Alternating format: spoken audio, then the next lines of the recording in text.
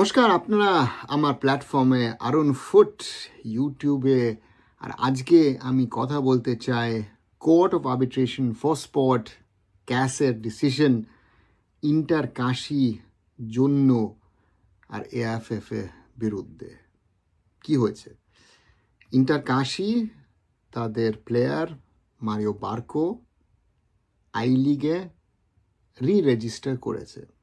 সেটা all India football ফেডারেশনের league committee clear করেছিল। তারপরে 31শে মে এই বছরে এএফএফ এর এপিল কমিটি বলল যে না, প্লেয়ার 3টে ম্যাচ খেলেছে, সেই 3টে ম্যাচ তার খেলার অধিকার ছিল না, তাই নয় 3টে খেলা ইন্টার কাশি হেরে যাচ্ছে। আর সেই পয়েন্টগুলো আর 3-0 গোলে অপোনেন্টের জন্য আই লিগ টেবিলে থাকবে। ইন্টার কাশি সেটা 4 জুনে ক্যাসে একটা কেস ফাইল করে। সেখানে ওরা বলে যে অ্যাপিল কমিটি যে ডিসিশনটা নিয়েছে তাদের বিরুদ্ধে সেটা ঠিক না। সেটা আগে যে লিগ কমিটি তাদের ক্লিয়ারেন্সটা দিয়েছিল এই প্লেয়ারটা ওদের হয়ে খেলতে পারবে, সেটা ঠিক ছিল। সেই কেসে হিয়ারিং হয়েছে। সেই কেস ক্যাসের যাদের লয়ার আছে, তাদের জাজেস আছে, তারা শুনেছে।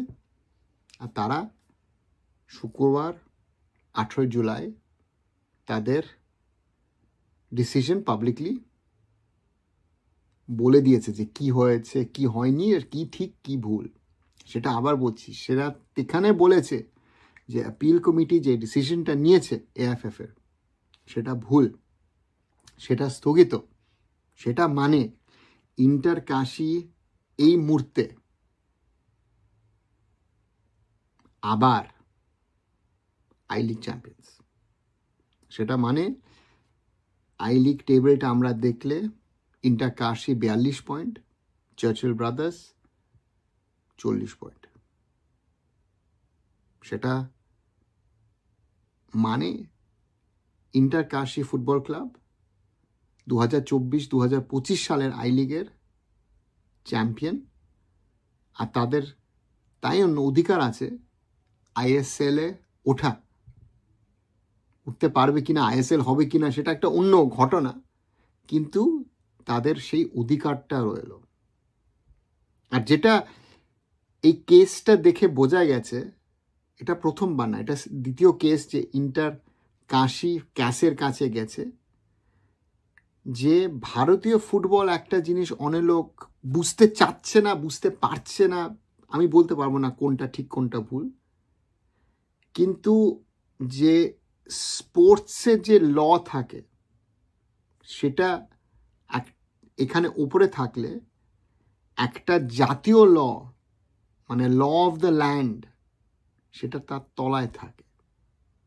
তাই জন্য এই ক্যাসের ডিসিশন, ক্যাস যে বলেছে ইন্টার কাশি ওই পয়েন্টসগুলো ফেরত পাবে, ইন্টার কাশি তাই জন্য আই লিগ চ্যাম্পিয়ন হয়ে গেল। সেটা কোনো ইন্ডিয়ান কোর্ট, সুপ্রিম কোর্ট হোক না একটা হাইকোর্ট হোক, সেখানে গিয়ে কেউ আবার কেস করতে পারবে না। এই ডিসিশন ফাইনাল। তারপরেও অল ইন্ডিয়া ফুটবল ফেডারেশন তাদের সোশ্যাল মিডিয়া, তাদের ওয়েবসাইটে লিখিত পাবলিশ করতে হয়েছে যে inter Kashi I league champion হয়েছে 2024-2025।